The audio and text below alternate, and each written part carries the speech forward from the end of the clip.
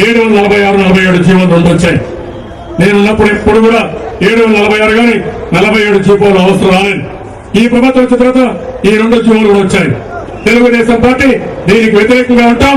రేపు అధికారులకు వస్తాయి ఈ 2 జీవోలు కూడా తీసేస్తామని చెప్పి కూడా నేను మీ అందరికీ హామీ ఇస్తున్నాను. ఒక మనిషి అబద్ధం చెప్తున్నారంటే దాన్ని డిపెండ్ చేసుకోవడానికి ఎంతైతే ట్రై చేస్తారో అంతకు రెట్టింపైన కోపము వస్తుందని ఒక వినికిడి ఉంది. అసలు ఇప్పుడు ఇదంతా ఎందుకు చెప్తున్నానంటే రీసెంట్ గా ఒక డిస్కషన్ అనేది ఆంధ్రప్రదేశ్ లో తీవ్రంగా జరుగుతుంది. అదేంటంటే ఈ జియో నెంబర్ 746 అలాగే 747. అసలు ఈ జియో నెంబర్ 746, 47 అంటే ఏంటి, అసలు ఇది సడన్ గా ఈ డిస్కషన్ లోకి రావడానికి గల కారణాలు ఏంటి, అలాగే దీని వెనక ఉన్న స్టోరీ ఏంటో తెలుసుకోవాలంటే ఈ వీడియో చూడాలి. తిరుమల తిరుపతి దేవస్థానంలో లడ్డు విషయంలో సిట్ అనేది ఒక నివేదిక ఇచ్చింది. ఆ నివేదికలో ఈ తిరుమల లడ్డులో కల్తీ అనేది జరగలేదు, ఆ యానిమల్ ఫ్యాట్ అలాగే ఫిష్ లివర్ ఆయిల్ అనేది ఏదైతే వీళ్ళు ఎలిగేషన్ చేశారో అవన్నీ అవాస్తవాలు అని చెప్పేసి ఆ నివేదిక తేల్చి చెప్పింది. అయితే ఈ నివేదిక ఇలా వచ్చిన తర్వాత ఈ కూటమి నాయకులు ఏవైతే విమర్శలు చేశారో అవన్నీ అబద్ధాలు అసత్యాలని తేలిపోయాయి అని చెప్పేసి వాళ్ళు నెగిటివ్ గా ప్రజల ముందు పోర్ట్రేట్ అవుతున్నారని చెప్పేసి దీన్ని డైవర్ట్ చేయడానికి చంద్రబాబు నాయుడు గారు కొత్త స్ట్రాటజీతో ఒక ప్రెస్ మీట్ అనేది పెట్టారు. దీంతో ఈ చంద్రబాబు నాయుడు గారితో పాటు ఈ పవన్ కళ్యాణ్ గారు కూడా దీనికి సపోర్ట్ చేస్తూ ఒక ప్రెస్ మీట్ లో ఏమన్నారంటే, ఈ వైఎస్ రాజశేఖర రెడ్డి గారి కుటుంబం ఏదైతే ఉందో అది క్రైస్తవ మతానికి అనుసంధానంగా ఉంటారు, దగ్గరగా ఉంటారు కాబట్టి ప్రజల్లో ఈ మత రాజకీయాలను ప్రోత్సహిస్తూ వాళ్ళ మతాన్ని ఆసరా చేసుకుని హిందువులకు దూరం చేయాలనే దురుద్దేశంతో ఈ గతంలో వైఎస్ రాజశేఖర రెడ్డి గారు అధికారంలో ఉన్నప్పుడు ఈ జీవో నెంబర్ 746, 747ని తీసుకొచ్చి ఈ తిరుమల తిరుపతి దేవస్థానానికి ఒక చట్టబద్ధతను కల్పిస్తూ దీని యొక్క పరిధిని పెంచుతూ ఒక జీవోను చేశారు. అయితే అదే సమయంలో చంద్రబాబు నాయుడు గారు ఈ ఎవరైతే ఇప్పుడు క్రిస్టియన్స్, ముస్లిమ్స్ ఓట్లు వాళ్ళకి అవసరమయ్యి వాటిని తీసుకోవడానికి అని చెప్పేసి ఈ జీవోలను వ్యతిరేకించిన సందర్భం. మీరు 7 కొండలు 2 కొండలు అంటే కాదు ఇది తప్పు అని చెప్పిన తర్వాత నేను దేవునికి నేను వచ్చి మొక్కు తెచ్చుకుంటానని చెప్పి 7 కొండలు అంటాం. 7 కొండలు ఎందుకు, 2 కొండలు చాలు.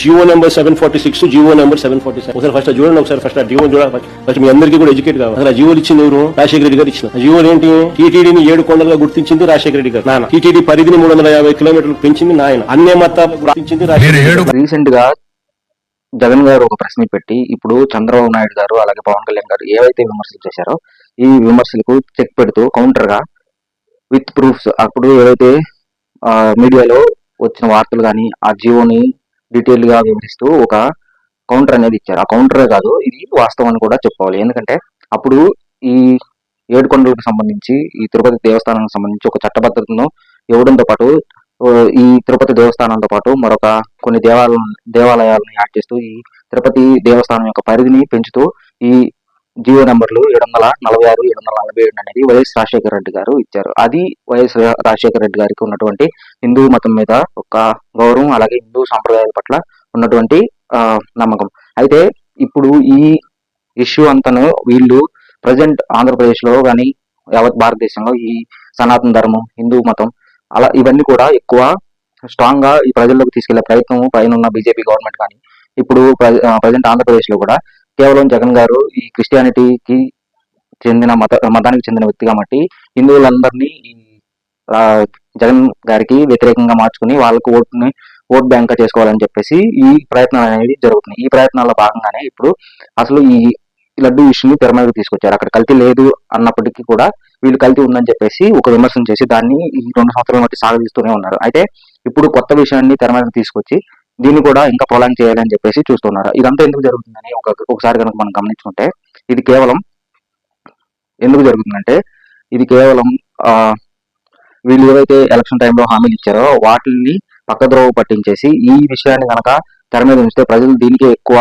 మైలేజ్ వస్తుంది, ప్రజలు దీన్ని ఎక్కువ చూస్తూ ఉంటారు, ఈ ఏవైతే హామీలు ఉన్నాయో ఆ హామీలను పట్టించుకోరు అని చెప్పేసి ఒక స్ట్రాటజీతో చంద్రబాబు నాయుడు గారు ముందుకు వెళ్తున్నారు. అదేవిధంగా పవన్ కళ్యాణ్ గారు కూడా ఆయనకంటూ ఒక ఇండివిజువాలిటీ లేకుండా చంద్రబాబు నాయుడు గారు ఏదైతే చెప్తున్నారో అదే ఫాలో అవుతూ ఆయనకున్నటువంటి క్రెడిబిలిటీని అనేది ఆయన కోల్పోతున్నారని కూడా ఇక్కడ అనిపిస్తుంది. ఇదంతా చూశారు కదా. ఇప్పుడు ఈ ఎంటైర్ విషయం మీద మీ అభిప్రాయం ఏంటో కామెంట్ పెట్టండి.